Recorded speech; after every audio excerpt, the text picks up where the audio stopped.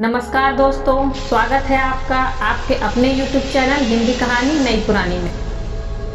पौष के महीने में भगवान सूर्य की कृपा पाने के लिए रविवार का व्रत किया जाता है। कुछ जगहों पर इसे अलूने रविवार भी कहा जाता है। पौष रविवार का शास्त्रों में बहुत अधिक महत्व बताया गया है। पौष मास में केवल यदि उस मास के आने वाले रविवार के व्रतों को ही कर लिया जाए तो हमें सभी समस्याओं से मुक्ति प्राप्त होती है। पौष रविवार मलमास के महीने में एक माह तक जो भी रविवार रहता है उसमें आता है।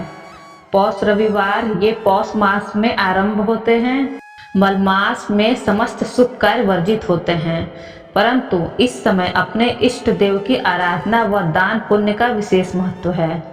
इस मास में किए गए दान पुण्य अधिक फल प्रदान करते हैं। मलमास में शुभ कार्य नहीं करने चाहिए, जैसे यज्ञ, तीर्थ यात्रा, देव मूर्ति स्थापना की प्राण प्रतिष्ठा, यज्ञ, पवित्र संस्कार, विवाह, गृह प्रवेश, वास्तु पूजा, कोई भी मांगलिक कार्य नहीं करते हैं। इस मास में प्रतिदिन घर की महिलाओं को प्रातः स्नान आदि से निवृत्त हो भगवत गीता के पाठ करने से सारे कष्ट दूर हो जाते हैं। भगवान विष्णु की कृपा आप व आपके परिवार पर बनी रहती है। अखंड सौभाग्य मिलता है। पौष रविवार इस मास में रविवार का व्रत कर भगवान सूर्य को आसानी से प्रसन्न किया जा सकता है। भगवान सूर्य पुष्प, अर्घ्य आदि के द्वारा पूजन करने से आसानी से प्रसन्न हो जाते हैं और उत्तम फल देते हैं। यदि इस रविवार को व्रत करने वाला भगवान सूर्य नारायण की आराधना में तत्पर रहे तो संतान आज्ञाकारी होती है तथा माता पिता से अधिक स्नेह करती है और संतान का तेज सूर्य के समान बढ़ता है। रविवार व्रत की कथा।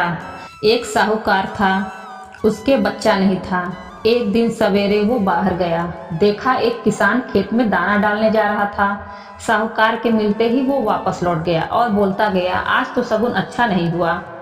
किसान की बात साहूकार ने सुन ली, उसका मुंह उतर गया। उदास मन से जब घर गया तो उसकी पत्नी ने उदासी का कारण पूछा। आज क्या बात है? साहूकार ने सारी बात बताई तो पत्नी बोली, आज चिड़िया आई। तो वे भी बोली, बच्चे नहीं यहाँ तो दाना कहाँ से मिलेगा? कहकर उड़ गई। साहूकार को क्रोध आया। उसी दिन से सूरज भगवान की आराधना करने लगा। 12 वर्ष बीत गए। राणा जी ने सूरज भगवान से कहा, यह इतने मन से आपकी आराधना करता है, इसकी पुकार सुन लो जी।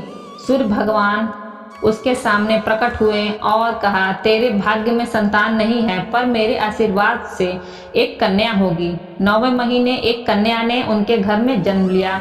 कन्या जब हंसती तो उसके मुख से हीरे मोती गिरते। मालिश वाली आती और हीरे मोती ले जाती। एक माह बाद मालिश वाली का आना बंद कर दिया तो उसकी माँ को हीरे मोती मिलने लगे।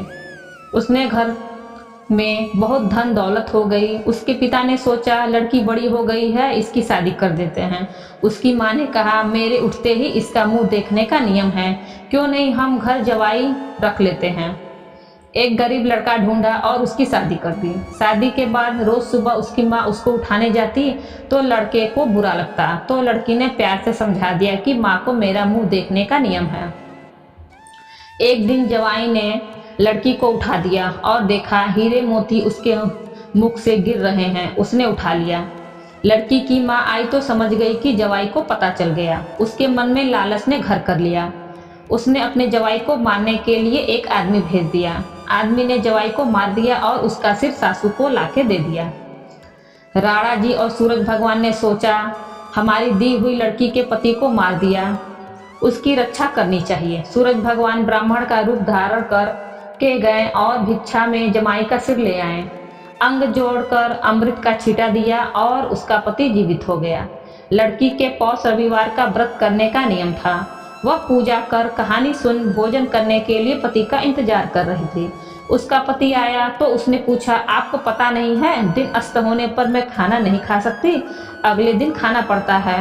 उसके पति ने उसको सारी बात बताई। बेटी बोली, अब हम यहाँ नहीं रहेंगे। सास ने बहुत पश्चाताप किया, पर बेटी अपने पति के साथ ससुराल में सुखपूर्वक रहने लगी। उसके घर में सुख समृद्धि हो गई। हे सूरज भगवान, जैसी बेटी पर कृपा करी वैसी सब पर करना। उसने अपने परिवार, पुत्र पौत्र के साथ जीवन यापन कर अंत में सूर्यलोक में स्थान प्राप्त किया।